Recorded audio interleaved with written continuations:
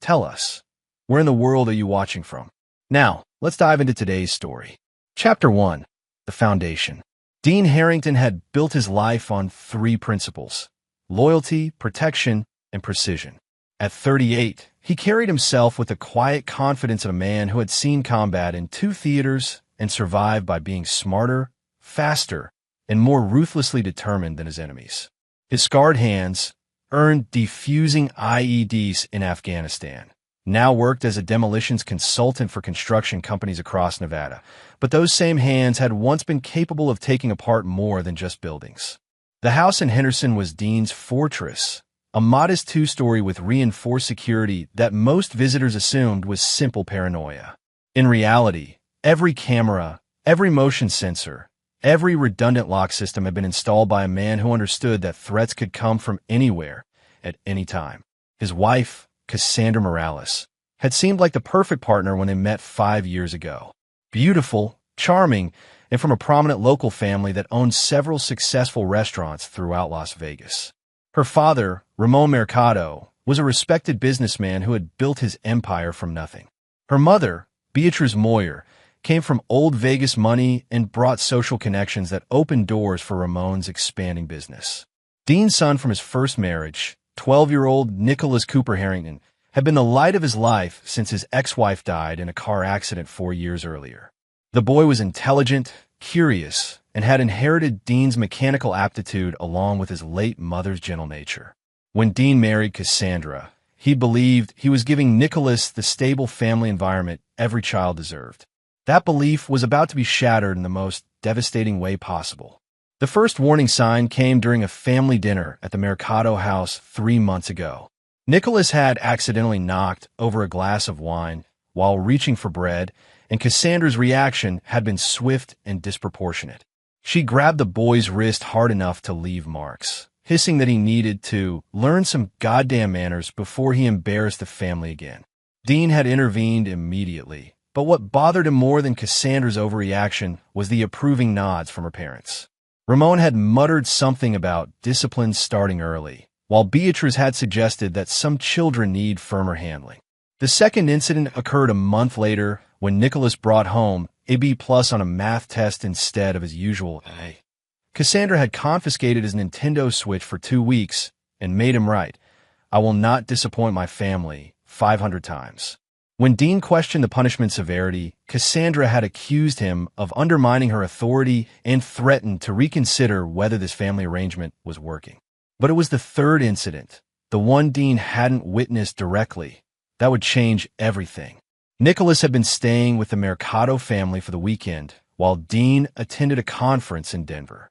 According to the boy's quiet explanation after Dean returned, he'd been given $5 to buy ice cream from a truck in the neighborhood. Somehow, the money had fallen out of his pocket during the walk back to the house. What happened next would fuel Dean's nightmares and justify every brutal action that followed. Cassandra had flown into a rage, screaming that Nicholas was careless and worthless just like his dead mother. When the boy started crying, she'd grabbed her expensive perfume, Chanel No. 5, the bottle Dean had bought her for their anniversary, and sprayed it directly into Nicholas's eyes while he was trapped in the corner of the kitchen. The chemical burn had been immediate and agonizing. Nicholas had screamed, clawing at his face while Cassandra stood over him, continuing to spray the perfume. Her mother, Beatriz, had watched from the doorway and laughed. If he's blind now, maybe he won't see he's a burden too. Ramon had emerged from his study to see what the commotion was about. Upon seeing Nicholas writhing on the floor, clutching his burning eyes, he'd chuckled and said, "Well, at least he smells better now." None of them had bothered to flush the boy's eyes with water. They'd left him on the kitchen floor, sobbing and partially blinded, while they returned to their evening routine as if nothing had happened. Nicholas had eventually stumbled to the bathroom and tried to rinse his eyes himself, but the damage was done. When Dean picked him up Sunday evening, the boy's eyes were still red and swollen, his face marked with chemical burns that would leave permanent scars. "What happened to your face, son?" Dean had asked, his voice carefully controlled despite the rage building in his chest. Nicholas had looked away, clearly terrified. I fell down some stairs. It's okay, Dad. Just clumsy. But Dean Harrington hadn't survived 3 combat deployments by accepting obvious lies. That night, after Nicholas was asleep, Dean had reviewed the security footage from the cameras he'd secretly installed throughout the Mercado house during a previous visit. Cameras so small and sophisticated that the family had never noticed them. What he saw on those recordings transformed Dean from a loving husband and father into something far more dangerous. The 15 minutes of footage showing his son's torture would be burned into his memory forever. But more importantly, they would serve as evidence for the systematic destruction he was about to unleash. As Dean sat in his home office, watching Cassandra sleep peacefully in their bed through the monitor, he began making a list. Not a grocery list or a honey-do list, but a catalog of every person who had participated in or enabled Nicholas's abuse. Every person who would pay for their cruelty with interest compounded daily until the debt was settled in full. Cassandra Morales Harrington, wife, abuser, primary target. Beatriz Moyer, mother-in-law, enabler, witness to torture. Ramon Mercado, father-in-law, enabler, witness to torture. But Dean's investigation was just beginning. Over the next week, using skills learned in military intelligence, he discovered that this hadn't been an isolated incident. The security footage revealed a pattern of psychological and physical abuse spanning months, carefully hidden from Dean, but witnessed and encouraged by Cassandra's parents. More disturbing was the discovery that Cassandra was involved with another man, Louis Pratt, a local casino manager who had been visiting the Mercado house regularly when Dean was traveling for work. The recording showed Louis not only witnessing Nicholas's abuse, but actively participating in it, once forcing the boy to stand in a corner for 4 hours because he'd made too much noise playing in the backyard. Dean's list grew longer, his plans more detailed, his commitment to justice more absolute. He had learned in Afghanistan that some enemies couldn't be reasoned with, couldn't be reformed, and couldn't be allowed to continue existing in the same world as innocent people. The war was about to come home, and Dean Harrington had never lost a war. Chapter 2. The Discovery. Dean's investigation into his family's betrayal took on the methodical precision of a military operation. Every day, while maintaining the facade of a loving husband, he gathered evidence, documented crimes, and built psychological profiles of his targets.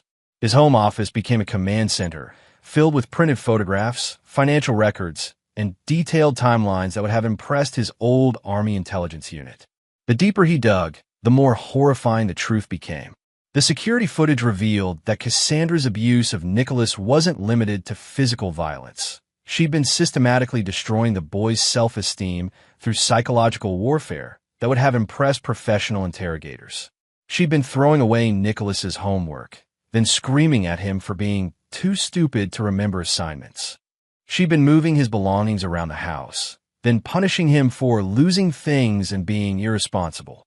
Most cruelly, she'd been intercepting cards and letters from Nicholas's maternal grandparents, ensuring that the boy believed his dead mother's family had forgotten about him entirely.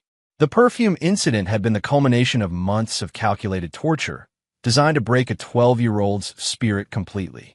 But Cassandra wasn't acting alone. The recording showed Louis Pratt as an active participant in the abuse, often suggesting new ways to toughen up Nicholas. During one particularly disturbing session, Louis had forced the boy to stand on one foot for 2 hours while holding heavy books, claiming it would teach him balance and discipline. The kid's too soft, Louis had told Cassandra during one of their secret meetings. His father's made him weak. We need to break him down completely before we can build him back up into something useful. Cassandra had laughed, running her fingers through Louis's hair. Don't worry, baby. Once Dean's out of the picture, we'll have all the time we need to properly raise the boy. Or we could just send him to military school and be done with it. Dean had watched this conversation from his office, his hands clenched so tightly around his coffee mug that the ceramic cracked. The casual way they discussed destroying his son's life, the complete lack of empathy or remorse, the certainty that they would eventually eliminate Dean himself, it all confirmed what he'd already concluded. These weren't people who could be reasoned with or reformed. They were predators who viewed Nicholas as prey and Dean as an obstacle to be removed. The investigation also revealed the true nature of the Mercado family dynamic. Ramon and Beatriz weren't just enabling Cassandra's abuse, they were orchestrating it. Financial records showed that they'd been systematically draining Dean's accounts through Cassandra's access, funneling money into offshore accounts that would fund their retirement to Costa Rica. More damning was the discovery that they'd taken out a substantial life insurance policy on Dean without his knowledge, forging his signature on documents that named Cassandra as the sole beneficiary. The policy had been purchased just 3 months ago, right around the time Nicholas's abuse had escalated. Dean cross-referenced the insurance purchase with other evidence and discovered a pattern that chilled him to the bone. The Mercado family had done this before.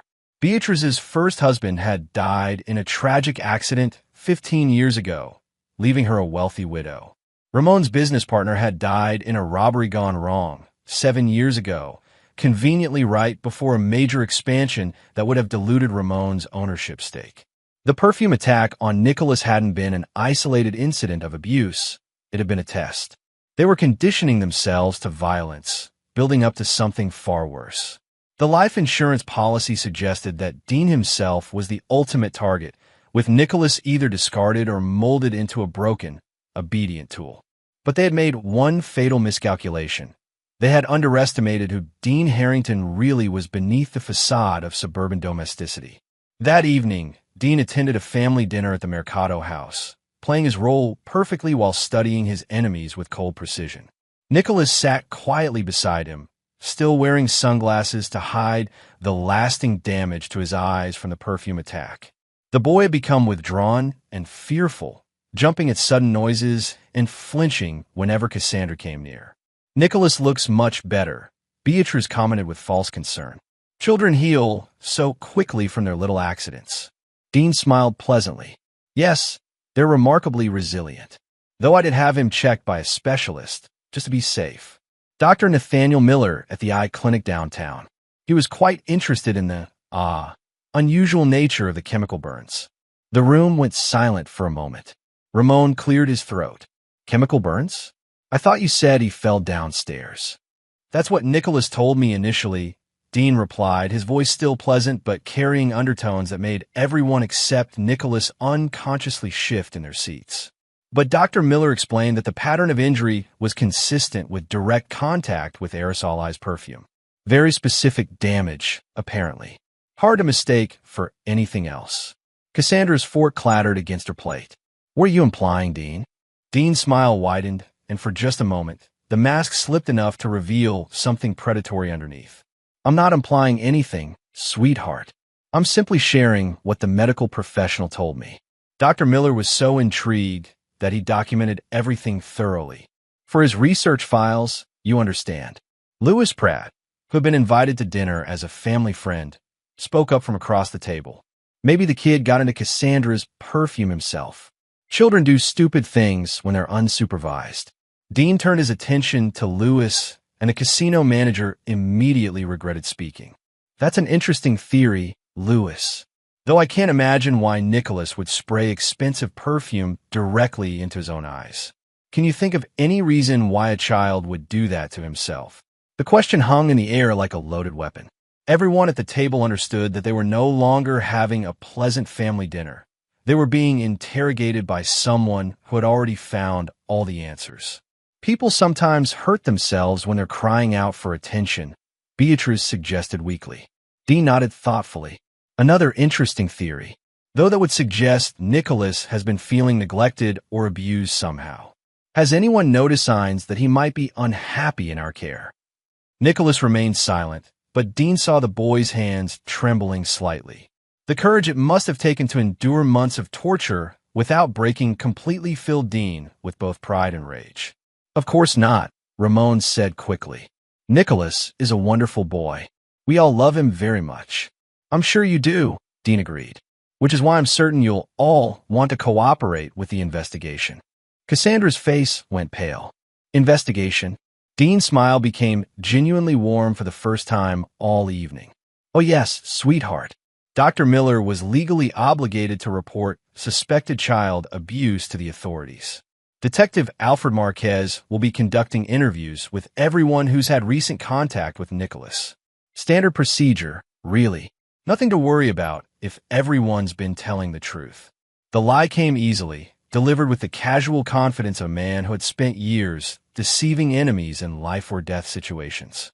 There was no Dr. Miller, no Detective Marquez, no official investigation. But his targets didn't know that, and their guilty consciences would do most of Dean's work for him. As the evening progressed, Dean watched his enemies squirm, each one clearly calculating how much the others knew and whether they could be trusted to maintain the conspiracy of silence. By the time he and Nicholas left for home, Dean was satisfied that the psychological pressure was already beginning to fracture their unity. Phase 1 of his operation was complete. Now it was time to begin the real work. Chapter 3. The Preparation. Dean's transformation from suburban father to tactical operative happened gradually, like a snake shedding its skin. During the day, he maintained his routine, dropping Nicholas at school, attending work meetings, playing the role of concerned husband investigating his son's accident. But his nights belonged to preparation, planning, and the meticulous construction of a trap that would destroy his enemies completely. The basement of his house became a workshop that would have made his old Special Forces unit proud. Dean had always been mechanically gifted, but now he applied those skills toward creating tools of psychological warfare. Hidden cameras smaller than coins, listening devices that could be concealed in everyday objects, recording equipment that could capture conversations from 3 rooms away. But Dean's most important preparation was psychological. He studied his targets like a predator learning the habits of prey, identifying weaknesses, mapping relationships, understanding the dynamics that held their criminal conspiracy together. Cassandra was vain and insecure, dependent on her parents' approval but resentful of their control. She craved validation and luxury, using her relationship with Lewis as both rebellion against her parents and escape from her marriage to Dean. Her weakness was her need to be the center of attention. She couldn't resist bragging about her schemes or documenting her success on social media. Lewis Pratt was a mid-level casino manager with delusions of grandeur and a gambling addiction that kept him perpetually in debt. He viewed his relationship with Cassandra as a path to financial security through her family's wealth, but he was also skimming money from the casino to fund his poker habit. His weakness was greed. He would risk everything for the promise of easy money. Ramon Mercado was the architect of the family's criminal activities, but his success had made him overconfident and careless. He believed his money and connections made him untouchable, which led him to leave digital trails that a more cautious criminal would have eliminated. His weakness was pride. He couldn't resist taking credit for his cleverness. Beatrice Moyer was the most dangerous of the group because she was the most intelligent, but she was also the most dependent on maintaining her social status. Her cruelty toward Nicholas came from a pathological need to control and dominate others, but she was terrified of public humiliation. Her weakness was reputation. She would sacrifice anyone to protect her standing in Las Vegas society. Understanding these weaknesses allowed Dean to craft individual strategies for each target, but his master plan required them to turn against each other. He began by planting seeds of suspicion and paranoia, using their own criminal tendencies against them. First, he created fake evidence suggesting that Lewis was skimming more money from the casino than he actually was, then ensured that information reached Ramon through carefully orchestrated accidents and overheard conversations. Ramon, who viewed Lewis as a useful tool but not a trusted partner, began investigating his daughter's boyfriend with the paranoid intensity of a man protecting his empire. Simultaneously, Dean fed Cassandra subtle hints that her parents were planning to cut her out of their escape plan to Costa Rica. He hacked into Beatrice's email account and discovered drafts of messages discussing the need to simplify our arrangements and eliminate unnecessary complications. By forwarding edited versions of these emails to Cassandra's private account, Dean made her believe that she was considered expendable by her own family. The psychological pressure began to show results within days. Cassandra became increasingly clingy and demanding with Lewis, seeking reassurance that their relationship was solid. Lewis, unaware that Ramon was investigating him, continued his casino skimming while planning increasingly elaborate ways to access Dean's assets. Ramon and Beatrice, convinced that their partners were unreliable, began making contingency plans that excluded both Cassandra and Lewis. But Dean's masterstroke was the evidence he planted, suggesting that each member of the conspiracy was secretly cooperating with law enforcement.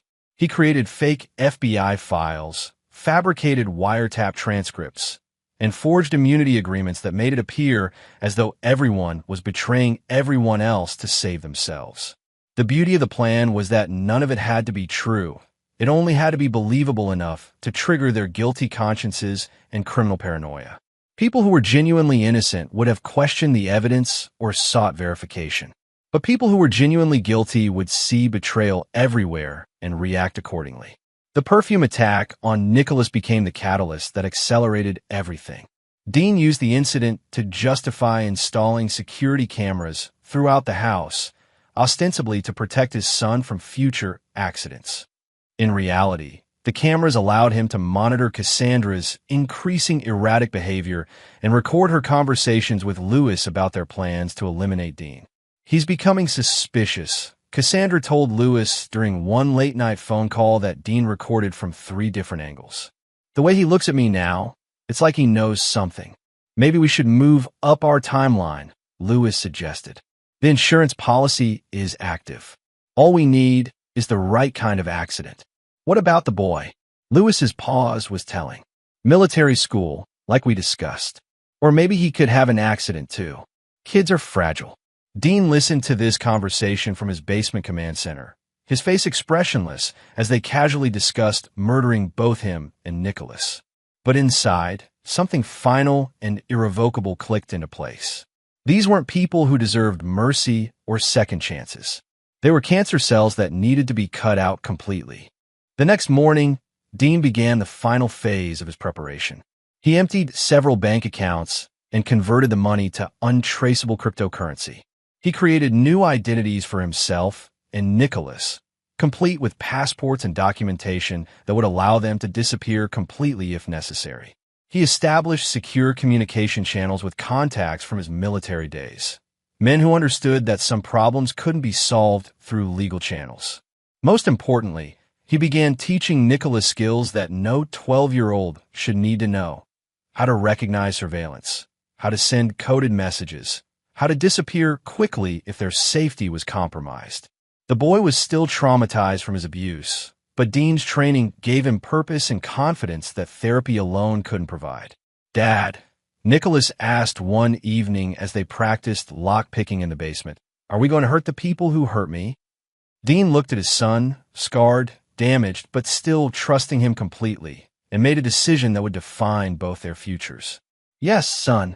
We're going to make sure they never hurt anyone ever again." Nicholas nodded solemnly, accepting this truth with the same quiet courage he'd shown throughout his ordeal. "Good, because I don't think they'll stop unless someone makes them stop." At 12 years old, Nicholas Cooper Harrington understood something that most adults never learned. Some people chose to be evil, and evil only stopped when it was forced to stop. Dean's preparation was complete. The war could begin. Chapter 4. The First Strike. Dean's opening move came during what appeared to be a routine family barbecue at the Mercado house. The entire conspiracy was present, Cassandra and Lewis playing the role of secret lovers while maintaining public pretense. Ramon and Beatrice hosting with their usual combination of charm and barely concealed contempt for their guests. Nicholas stayed close to Dean's side, his sunglasses hiding the lasting damage from the perfume attack. What none of them knew was that Dean had spent the previous week transforming their gathering into a carefully orchestrated trap. The first phase began when Lewis excused himself to the bathroom. Dean had anticipated this. The casino manager's weak bladder was a well-documented vulnerability that could be exploited with surgical precision. While Lewis was gone, Dean slipped a small device into his jacket pocket, a GPS tracker coupled with a voice recorder that would monitor the man's movements and conversations for the next 72 hours. "Lewis seems nervous today," Dean commented to Ramon as they stood by the grill. "Is everything all right at the casino?" Ramon's eyes flickered with suspicion, exactly the reaction Dean had been cultivating for weeks. "Why do you ask?" "Just noticed he keeps checking his phone. Hope there aren't any problems with his employment. I know how important job security is, especially for someone with his expenses." The comment was loaded with implications. Dean had made sure Ramon knew about Lewis's gambling debts, his skimming from the casino, and his increasingly desperate financial situation. Every word was calculated to increase Ramon's distrust of his daughter's boyfriend. When Lewis returned from the bathroom, Dean was ready with the second phase. He approached the younger man with a friendly smile and a beer, positioning himself so that their conversation couldn't be overheard by the others. "Lewis, I need to ask you something privately," Dean said, his voice carrying just enough concern to make Lewis immediately defensive. "Have you noticed anything strange about Cassandra lately? Any unusual behavior or secretive activities?" Lewis's face went pale. "What do you mean?" "I found some interesting documents in her purse yesterday. Email printouts, bank statements, things that suggest she might be planning something without my knowledge." Dean pulled out his phone and showed Lewis a fabricated screenshot of a bank transfer. $50,000 moved to an account in the Cayman Islands. "Do you know anything about this?" The transfer was completely fictional, but Lewis didn't know that. What he did know was that Cassandra had access to Dean's accounts and had been discussing their plans to steal his money.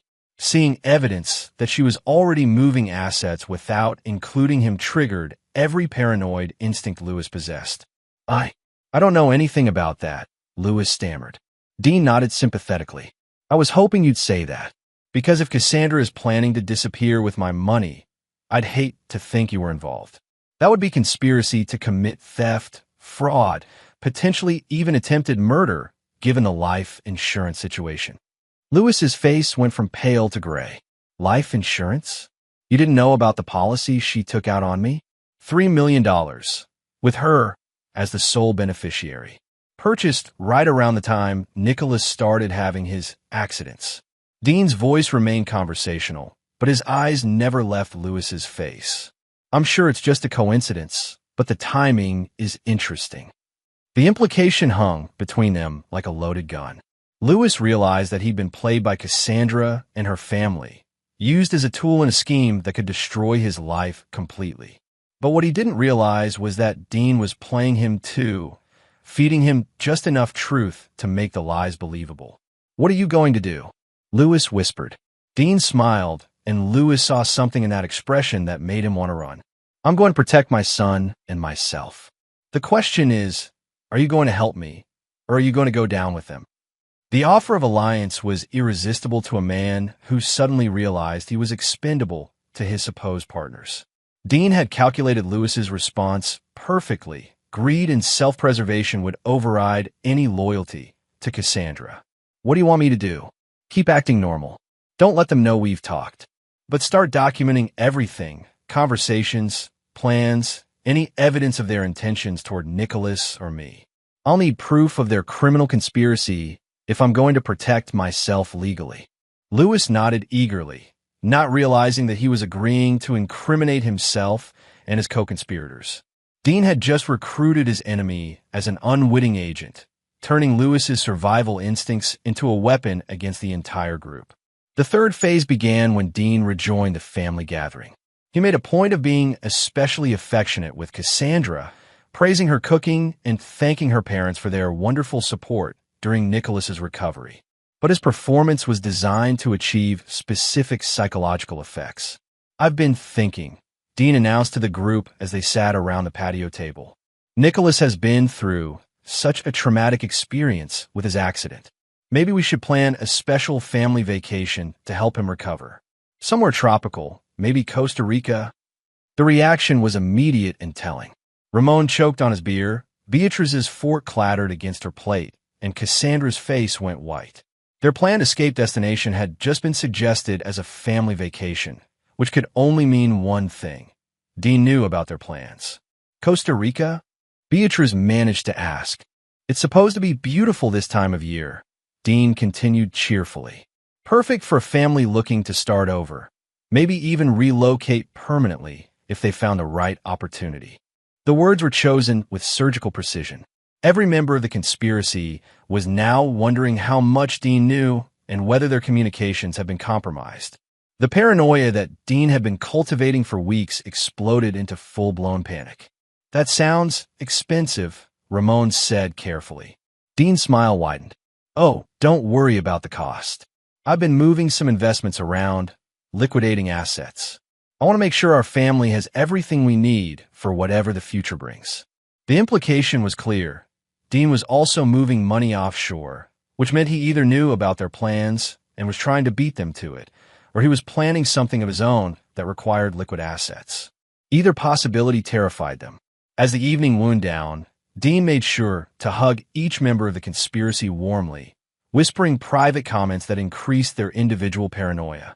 To Cassandra, "I know we haven't been as close lately, but I want you to know that I'll always protect what's mine." To Ramon, "Thank you for always treating Nicholas like your own grandson. Some people aren't as understanding about stepchildren." To Beatrice, "I'm so glad Nicholas has recovered from his accident. It would have been terrible if there had been permanent damage." Each comment was designed to suggest that Dean knew more than he was saying, that he was aware of their individual roles in Nicholas's abuse, and that he was preparing to take action. By the time Dean and Nicholas left for home, the conspiracy was fracturing under the weight of suspicion and fear. Dean had successfully turned them against each other without firing a shot or making an overt threat. Now he just had to wait for them to destroy themselves. But he wouldn't wait long. The GPS tracker in Lewis's pocket was already transmitting data. The voice recorder was capturing panic conversations between the conspirators, and Dean's master plan was entering its most lethal phase. The first strike had been psychological warfare. The next strike would be far more personal. Chapter 5. The Trap Springs. The recording device Dean had planted on Lewis proved more valuable than expected. Within 24 hours, it captured a series of conversations that provided the final evidence Dean needed to justify what came next. The first conversation occurred between Lewis and Cassandra at 2:17 a.m., when Lewis called in a panic after Dean's revelations at the barbecue. He knows Cassandra. He knows about the money, the insurance policy, everything. "Calm down," Cassandra hissed into the phone. "You're paranoid. Dean doesn't know anything." Then explain the Costa Rica comment. Explain how he knew about the life insurance. "Your husband isn't stupid, and we've been treating him like he is." There was a long pause before Cassandra responded. "Maybe it's time to accelerate our timeline." "What are you talking about?" "The accident. Instead of waiting for the perfect opportunity, we create one. This weekend, when Dean takes Nicholas camping like he always does. A tragic fire, carbon monoxide poisoning, something that eliminates both problems at once." Lewis's sharp intake of breath was audible on the recording. "You're talking about murdering a child." "I'm talking about removing obstacles to our future," Cassandra corrected coldly. "Nicholas is damaged goods anyway. Those burns on his face aren't healing properly. He'll never be normal." The casual way she discussed murdering her stepson crystallized everything Dean had suspected about his wife's true nature. But the recording got worse. The second conversation occurred the next morning between Cassandra and her mother, Beatrice. "Lewis is getting cold feet about the boy," Cassandra reported. "He thinks we should just focus on Dean and send Nicholas to boarding school." "Lewis doesn't understand that witnesses are liabilities," Beatrice replied with the cold calculation of a professional criminal. "The boy has already seen too much, knows too much. He could cause problems later. So we proceed as planned." "We proceed as planned." A tragic camping accident that claims both father and son.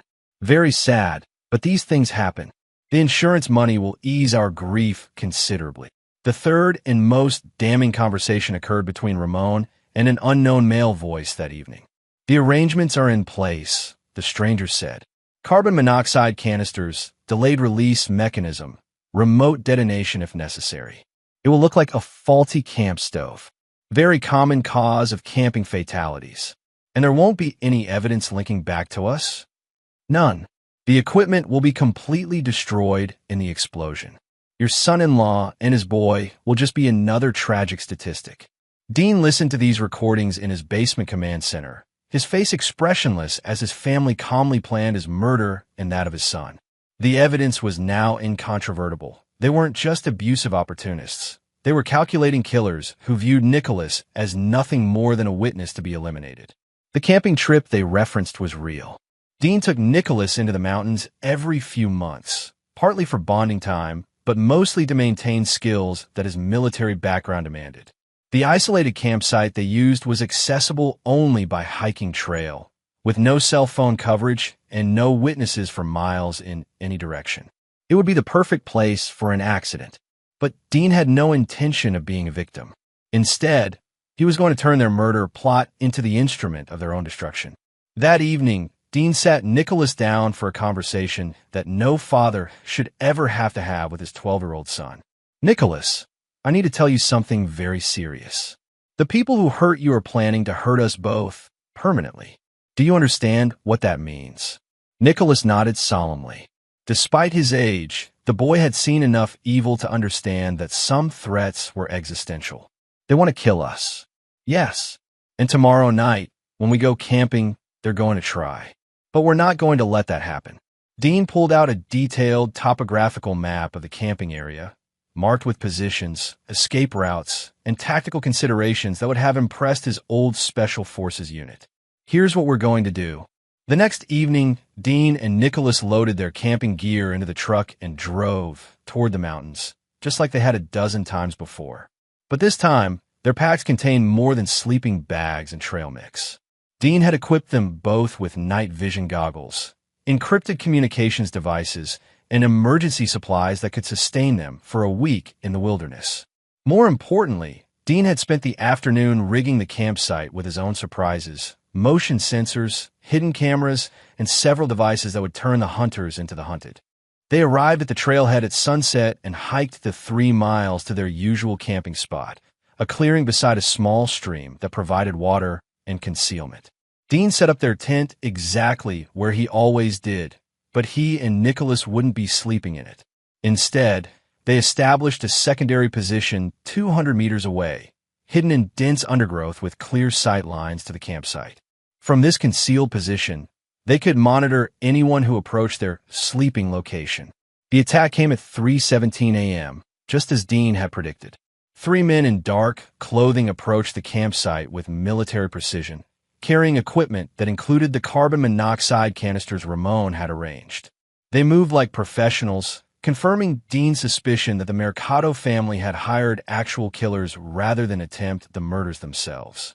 Dean watched through night vision as the assassins placed their devices around the tent, setting up what would appear to be a tragic accident caused by a faulty camp stove. The carbon monoxide would kill silently, leaving bodies that appear to have died peacefully in their sleep. But the tent was empty except for sleeping bags stuffed with camping gear. Dean and Nicholas were safely hidden, documenting everything through multiple camera angles while preparing for Phase 2 of their counterattack. When the assassins activated their murder device and retreated to a safe distance to ensure the accident was successful, Dean triggered his own surprise.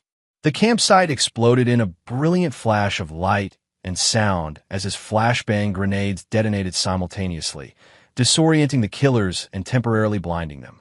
In the chaos that followed, Dean moved like the predator he'd been trained to be. He eliminated the first assassin with a silenced pistol before the man could recover from the disorientation. The second killer managed to draw his weapon, but couldn't see clearly enough to aim. Dean's knife found his throat before he could fire a shot.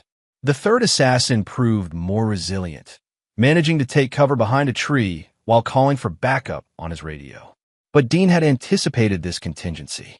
He triggered a second set of devices that created a landslide on the narrow trail, cutting off any possibility of escape or reinforcement.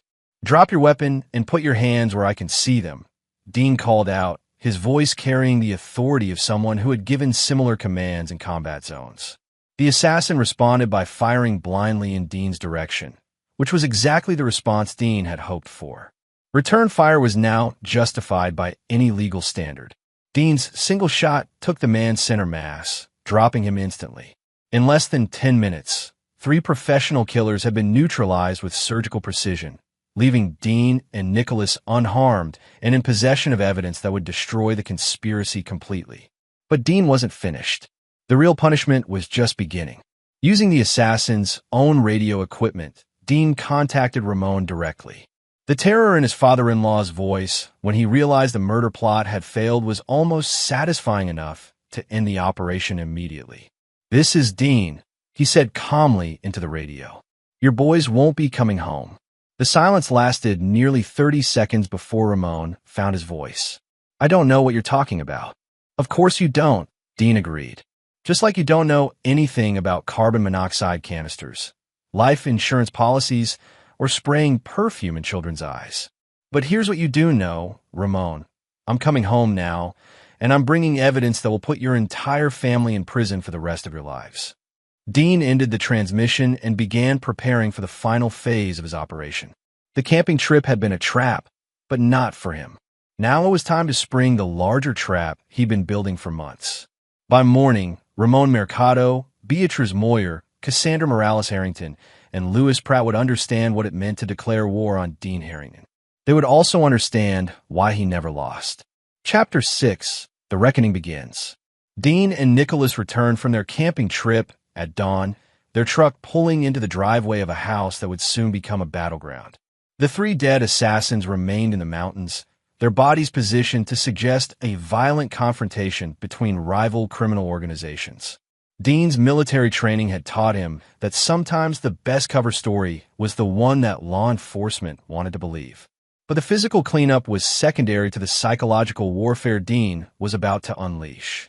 The camping attack had been Ramon's desperation play, a final attempt to eliminate witnesses and claim the insurance money. Its failure meant the conspiracy was now trapped, with nowhere to run and no choice but to face the consequences of their actions.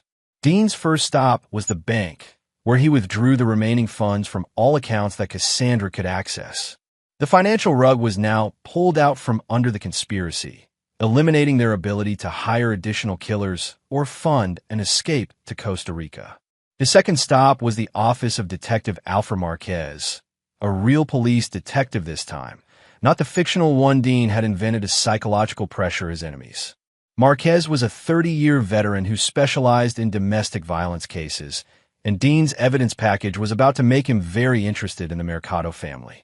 Detective Marquez, my name is Dean Harrington. I need to report multiple felonies including child abuse, conspiracy to commit murder, and attempted murder. I have extensive documentation, including video evidence and recorded confessions. Dean laid out the entire case methodically, starting with the security footage of Nicholas's perfume attack and building through the conspiracy to steal his assets and murder both him and his son. The assassination attempt in the mountains was the final piece that transformed a domestic abuse case into something far more serious. Marquez reviewed the evidence with the expression of a man who had seen every form of human cruelty but could still be shocked by its casual application to children. Mr. Harrington, this is comprehensive. How long have you been gathering this material? 3 months, Dean replied honestly. Since I first suspected my son was being abused. And you didn't come to us sooner because? Dean met the detective's eyes steadily. Because I needed to be certain about the scope of the conspiracy, and because I needed to ensure my son's safety. People this organized and well-connected don't usually leave witnesses. Marquez nodded slowly. The attempted assassination in the mountains proved that Dean's caution had been justified. The Mercado family wasn't just abusive, they were professionally dangerous. We'll need you and your son to testify when this goes to trial, Marquez said. We'll be available, Dean promised, though he had no intention of waiting for the legal system to provide justice. The courts would handle the official punishment, but Dean's personal retribution was just beginning. By the time Dean returned home, word of the police investigation had reached the conspiracy. His phone was buzzing with panic calls from Cassandra, demanding to know what he'd told the authorities and threatening to make him regret his betrayal of the family. Dean let the calls go to voicemail while he prepared for the confrontation he knew was coming. Cassandra would arrive within the hour, probably accompanied by Louis and possibly her parents. They would be desperate, cornered, and dangerous, exactly the state Dean needed them in for the final phase of his operation. He sent Nicholas to stay with trusted neighbors, ostensibly for the boys' protection, but actually to ensure there would be no witnesses to what happened next. Then he settled in to wait, checking his weapons one final time. Cassandra arrived first, using her key to enter the house she still legally shared with Dean. She was disheveled and wild-eyed, clearly unraveling under the pressure of knowing that her entire world was about to collapse. "What did you tell them?" she screamed the moment she saw Dean sitting calmly in his living room chair. "What lies did you make up about our family?" Dean smiled, and Cassandra took an involuntary step backward. "I told them the truth, sweetheart. About Nicholas's abuse, about your affair with Lewis, about the life insurance policy, about your parents' criminal history, about the 3 men you sent to kill us last night."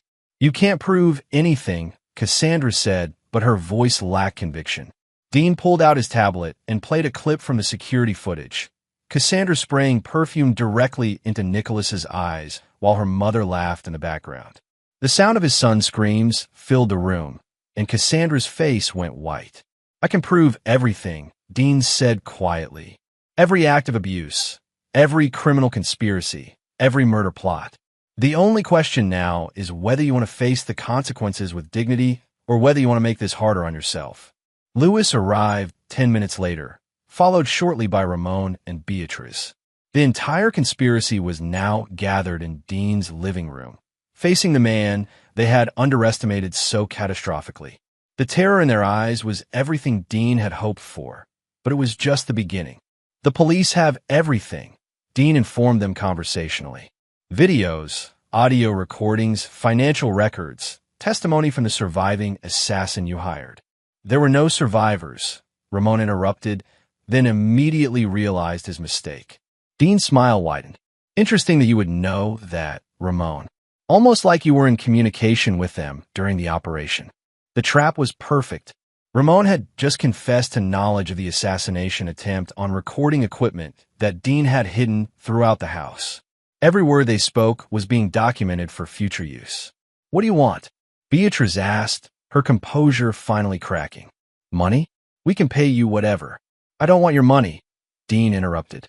"I want justice for my son, and I want you to understand what it feels like to be helpless while someone destroys everything you care about."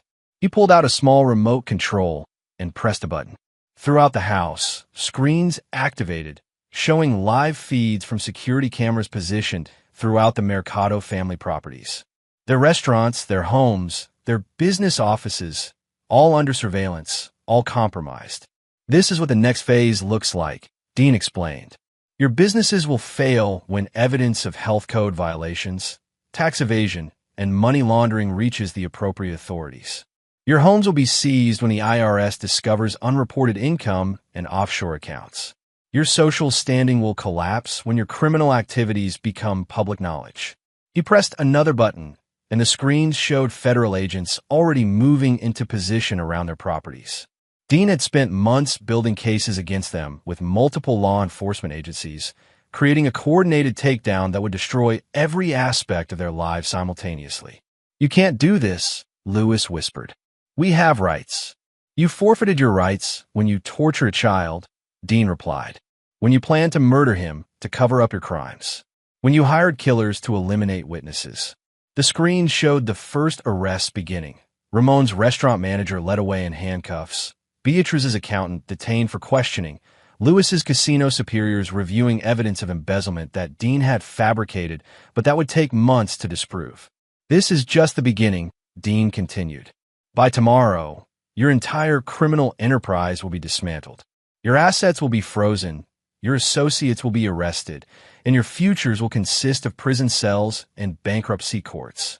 Cassandra lunged toward Dean with a kitchen knife she'd grabbed from the counter, screaming incoherently about destroying his life the way he was destroying hers. But Dean had been expecting this reaction. Desperation made people predictable.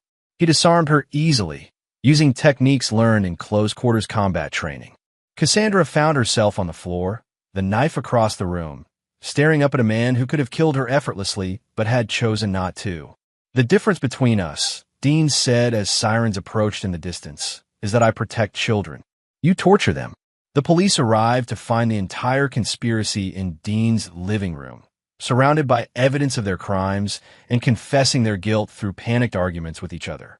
Detective Marquez made the arrests personally, ensuring that each member of the conspiracy understood that their crimes against Nicholas had made this a personal mission for the entire police department. As they were led away in handcuffs, Dean felt something that had been missing since the night he discovered his son's abuse. Peace. Justice was being served, and the people who had hurt Nicholas would never be able to hurt anyone again. But Dean's revenge was far from complete. Prison would punish them for their crimes, but it wouldn't teach them what it felt like to be helpless and afraid. That lesson would come later, when they least expected it and when they had no power to defend themselves. Dean Harrington had never forgotten a wrong, and he never forgave those who hurt his family. The legal system would handle their official punishment, but their personal reckoning was just beginning. Chapter 7. The Systematic Destruction. 6 months after the arrests, Dean's enemies had learned that legal consequences were only the beginning of their punishment. From his command center in the basement, Dean orchestrated a campaign of psychological and financial warfare that slowly dismantled every aspect of their remaining lives. Ramon Mercado, once a respected businessman, found himself serving a 25-year sentence for conspiracy to commit murder, child abuse, and racketeering. But prison was only the start of his suffering. Dean had carefully researched the power dynamics within the Nevada State Penitentiary and ensured that Ramon's reputation preceded him. Word spread quickly through the prison population that Ramon was a child abuser who had tortured a 12-year-old boy. In the brutal hierarchy of prison justice, crimes against children marked a man for special attention from his fellow inmates. Ramon lasted 3 weeks in general population before requesting protective custody, but even that couldn't protect him from the systematic harassment Dean had arranged. Every letter Ramon sent was intercepted and scrutinized. Every phone call was monitored and recorded. Every commissary purchase was delayed or lost by guards who had been carefully informed about his crimes. The wealthy businessman who had once commanded respect and fear found himself reduced to a target of contempt and violence. Beatrice Moyer faced similar treatment at the women's correctional facility, but Dean's campaign against her was more sophisticated. He had discovered that her greatest fear was public humiliation, so he ensured that her crimes became the subject of extensive media coverage. Local news stations received anonymous tips about the wealthy socialite who tortured children, complete with security footage and court documents. Her carefully constructed social reputation crumbled within weeks. Former friends distanced themselves, charity organizations revoked her memberships, and the country club, where she'd held court for decades, banned her permanently. Even in prison, she received letters from former acquaintances expressing their disgust and disbelief. But Dean's masterpiece was his destruction of Cassandra's life. His ex-wife received a 15-year sentence for child abuse, conspiracy, and attempted murder, but her real punishment was psychological. Dean arranged for her to be housed with women who had lost children to abuse, creating a daily reminder of the harm she had caused. More cruelly, Dean ensured that Cassandra received regular updates about Nicholas's recovery and success. She learned that the boy she had tortured was thriving in therapy, excelling in school, and showing remarkable resilience in overcoming his trauma. Every achievement Nicholas made was a reminder of what Cassandra had tried to destroy and a testament to her failure as both a stepmother and a human being. Lewis Pratt, who received a 10-year sentence for his role in the conspiracy, faced the most creative punishment. Dean had discovered that Lewis's gambling addiction was compulsive and uncontrollable, so he arranged for the man to receive constant exposure to opportunities he couldn't access. Fake lottery tickets appeared in his cell with winning numbers that would have paid millions. Casino brochures arrived in his mail, advertising jackpots and promotions. Other inmates were coached to discuss gambling strategies and big wins, creating a constant psychological pressure that drove Lewis to attempt several unsuccessful escape attempts. But Dean's most sophisticated revenge was reserved for the criminal network that had enabled the conspiracy. He systematically destroyed the offshore banking system the Mercado family had used, working with federal agents to identify and prosecute dozens of money launderers, tax evaders, and criminal financiers. The ripple effect spread throughout Las Vegas's criminal underworld. Businesses that had seemed legitimate were exposed as fronts for illegal activities. Politicians who had taken bribes found themselves under investigation. The entire ecosystem of corruption that had protected families like the Mercados was dismantled piece by piece. Dean's campaign was so thorough that it became a case study for law enforcement agencies across the country. The methodical destruction of a criminal organization through legal means, combined with psychological warfare that broke the spirits of individual criminals, was unprecedented in its scope and effectiveness. But the most satisfying aspect of Dean's revenge was watching his enemies turn against each other as their situations became desperate. Cassandra blamed her parents for involving her in their crimes. Ramon blamed Louis for being weak and unreliable.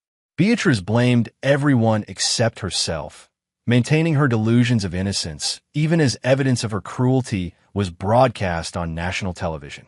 Their unity, which had once made them dangerous, became their weakness as desperation made them selfish. Each member of the conspiracy tried to reduce their own sentence by providing information about the others, creating a cascade of additional charges and extending their prison terms. Meanwhile, Nicholas continued to recover and thrive under Dean's protection. The boy had testified against his abusers with remarkable courage, his quiet dignity in the courtroom moving several jurors to tears.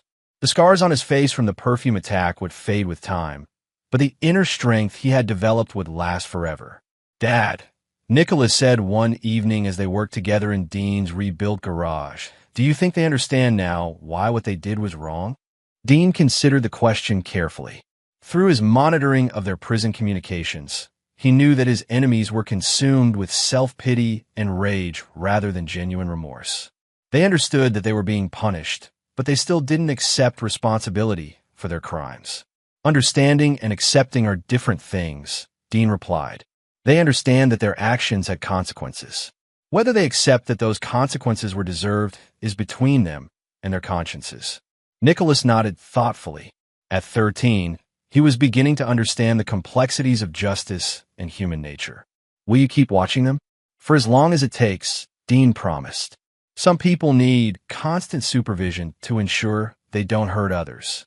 We're providing that supervision." The monitoring would continue indefinitely. Dean had built a surveillance network that would track his enemies for the rest of their lives, ensuring that they could never again operate in the shadows or find new victims to exploit. Every job application, every housing request, every attempt to rebuild their lives would be scrutinized and sabotaged if necessary. It was a level of control that some would consider excessive, but Dean's philosophy was simple. People who chose to hurt children forfeited their right to privacy, freedom, and second chances. His enemies would spend the rest of their lives paying for their crimes, and Dean would be there to collect every installment of that debt.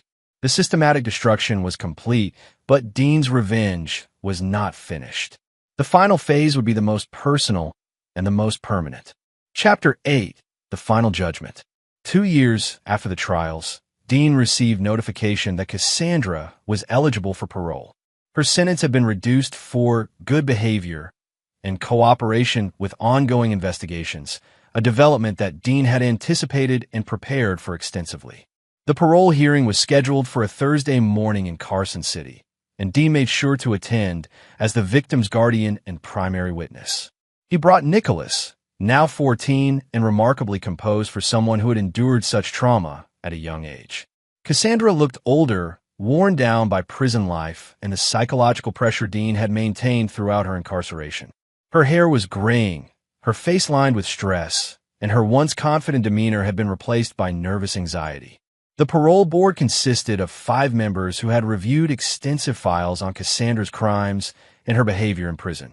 Dean had made sure they received detailed reports about her lack of genuine remorse, her attempts to minimize her role in Nicholas's abuse, and the ongoing danger she represented to children.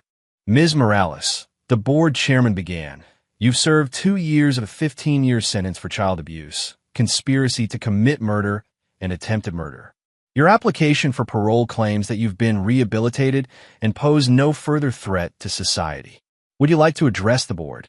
Cassandra stood, her hands shaking slightly as she read from a prepared statement that had clearly been written by her lawyer. "I deeply regret my actions and the harm I caused to Nicholas. I participated in therapy, anger management, and parenting classes during my incarceration. I understand now that my behavior was wrong, and I'm committed to rebuilding my life as a productive member of society. The words were hollow, rehearsed, and completely unconvincing to anyone who knew Cassandra's true nature. Dean had recorded hundreds of hours of her phone calls from prison, documenting her continued attempts to blame others for her situation and her complete lack of empathy for Nicholas's suffering. Mr. Harrington, the chairman continued, as the victim's guardian, would you like to make a statement regarding Ms. Morales' request for parole? Dean stood, his presence commanding the attention of everyone in the room. Thank you, Chairman Rodriguez.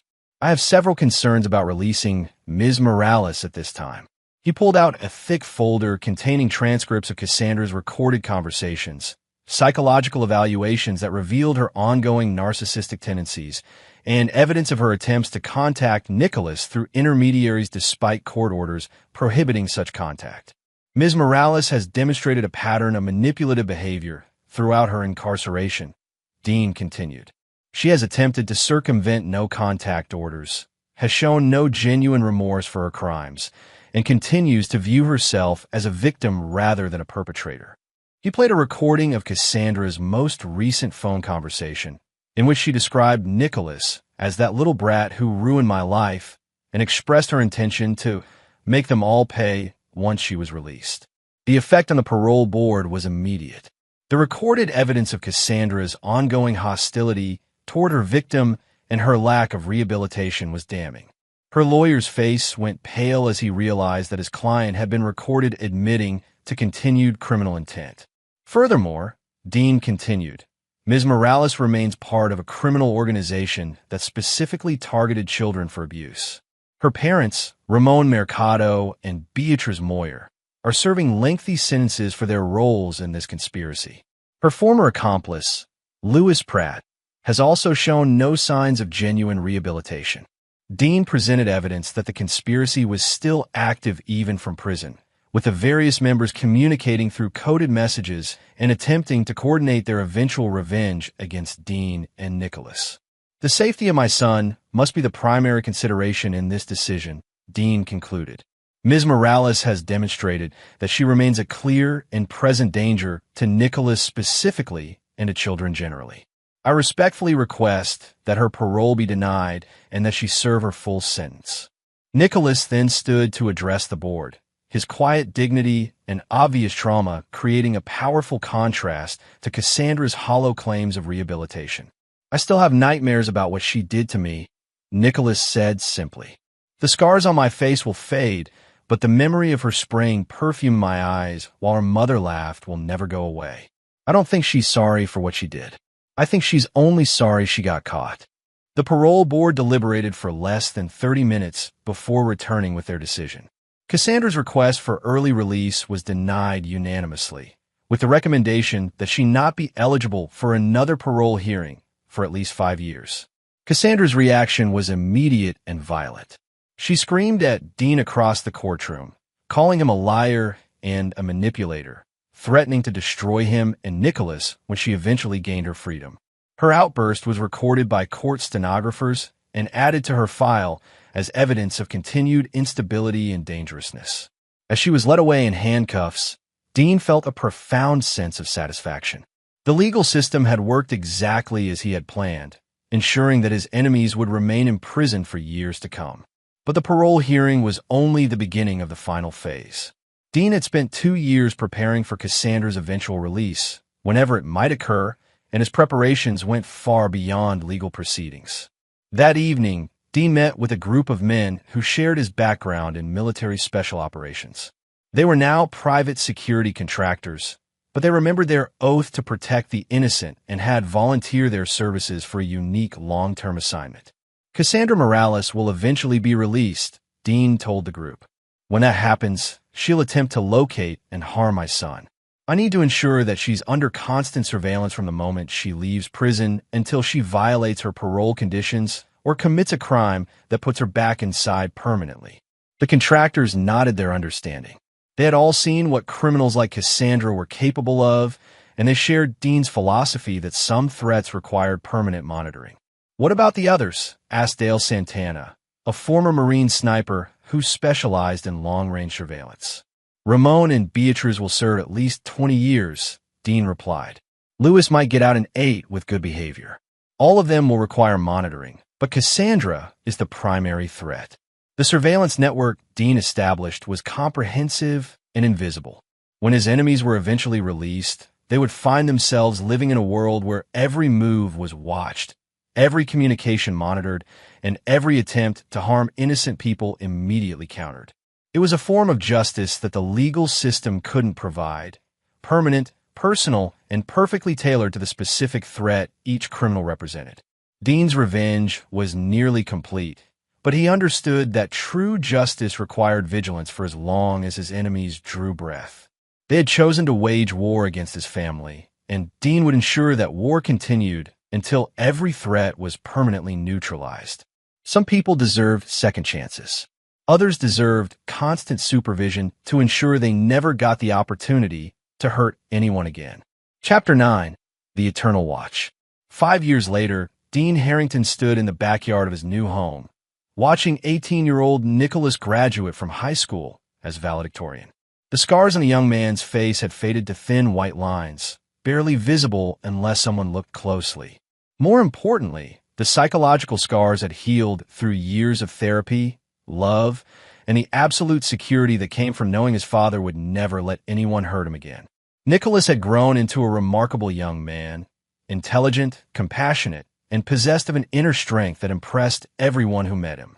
He planned to study engineering at MIT in the fall, following in his father's technical footsteps while forging his own path forward. "Dad," Nicholas said as they cleaned up after the graduation party, "I got a letter from the parole board yesterday. They want me to provide a victim impact statement for Cassandra's next hearing." Dean nodded.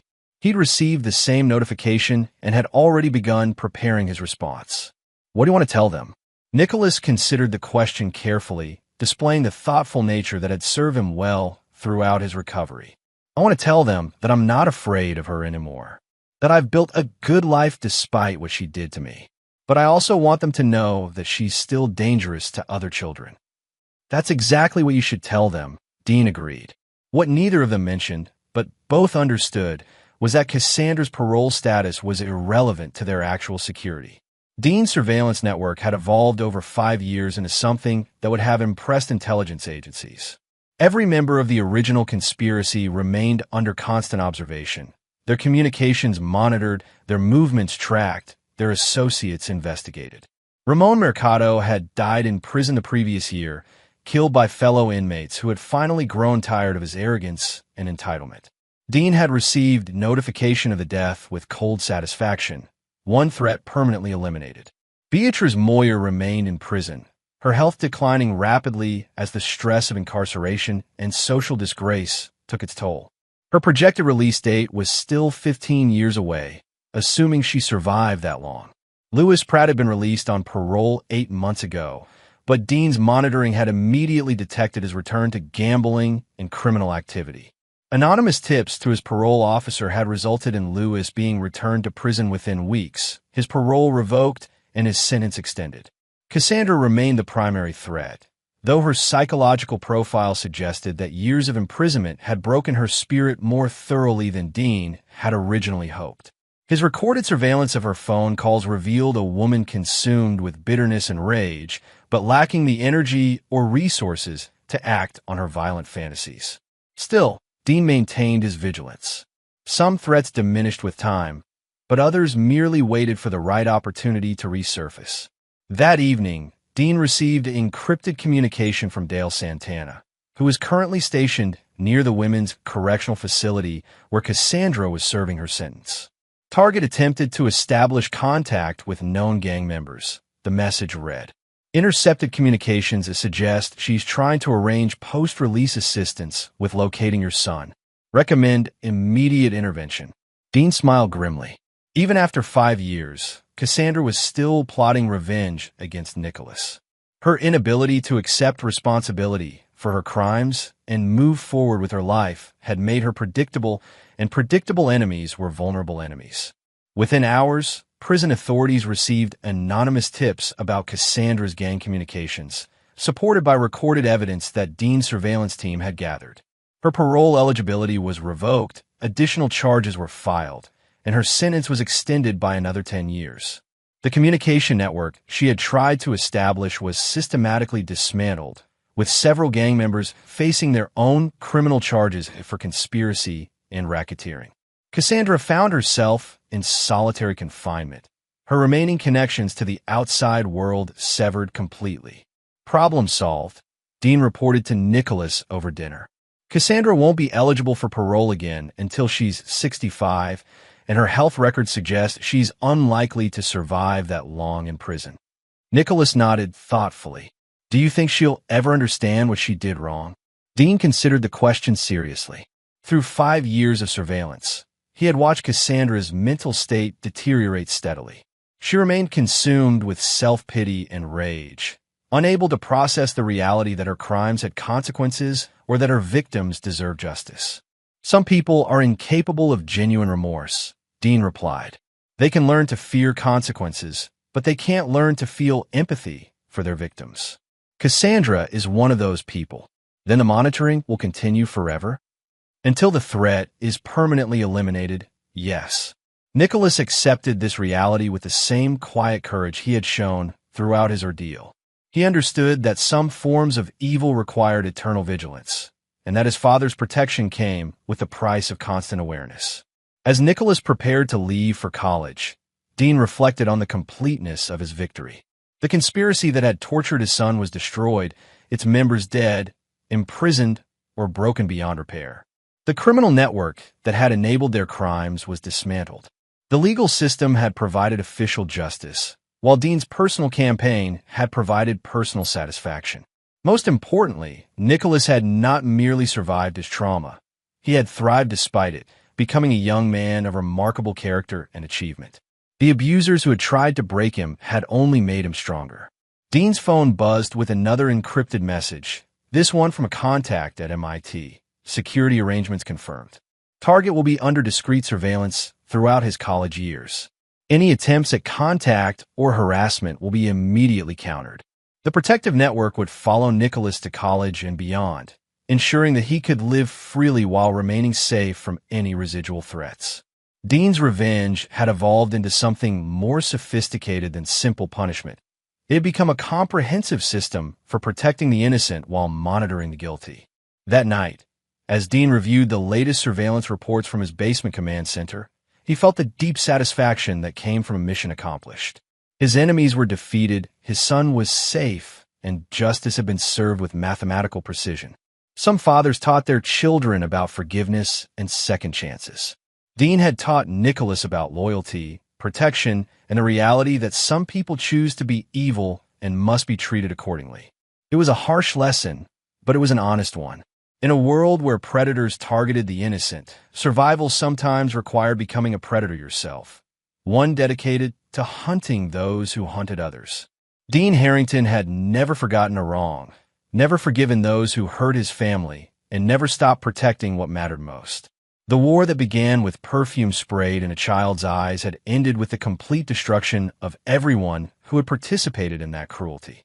The watch would continue forever, ensuring that Nicholas could build his life in safety while his enemies served their sentences in fear.